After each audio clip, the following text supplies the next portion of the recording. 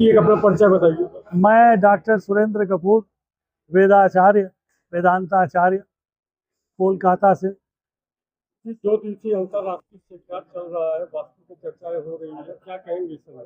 इस समय वास्तु पर विशेष चर्चा का कारण यह है कि हम लोग आज एकल भवन का भविष्य अंधकारमय है, क्योंकि बनारस जैसे शहर में भी बहुमंजिला भवन बन रहा है और बहुमंजिला भवन के विषय में ही यह सेमिनार है। प्रधान विषय वास्तु का बहुमंजिला भवन है।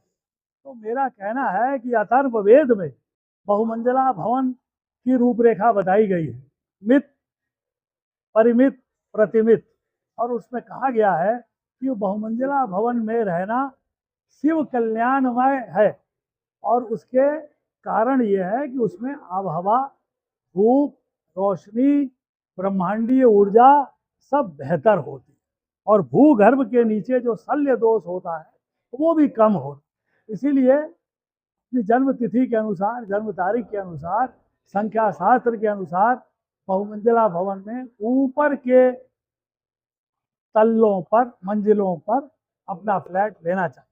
बात विशेष यह है जो मैंने बताई कि हम चूंकि एक ही पानी और एक ही बहुमंजिला भवन के मुख्य द्वार को आपस में बांटते हैं, इसीलिए मुख्य द्वार को आपस में जो हम बांटते हैं तो मुख्य द्वार का विशेष ध्यान बहुमंजिला भवन में होना चाहिए। कारण बहुमंजिला भवन में शुद्ध प्राची, ईशा प्राची हो तो वो सबके लिए बेहतर है, सर्व कल्याणात्मक है, और आग्नेय प्राची सर्वत्र विजर्चयेत, उनको त्याग देना चाहिए। तो इसीलिए जब आप ऊंचे भवन की बात करते हैं तो इस तरह की बातें ध्यान रखनी चाहिए। और साथ ही भवन में एक बढ़िया भवन में जब ऊपर से हम प्रकृति को देखते हैं तो रंग रूप की हरियाली, क्योंकि सभी ऊंचे भवन में हरियाली का विशेष ध्यान रखा जाता है। और साथ में ही आजकल बड़े बड़े भवनों में एक मंदिर जरूर होता है, एक धार्मिक स्थल।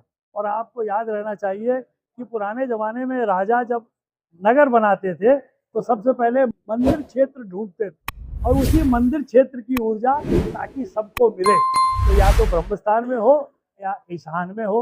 ऐशान्याम देव मंदिरम देवानाम ही पश्चिमायाम सदा बुधई, तो ये सर्व कल्याणात्मक होता है।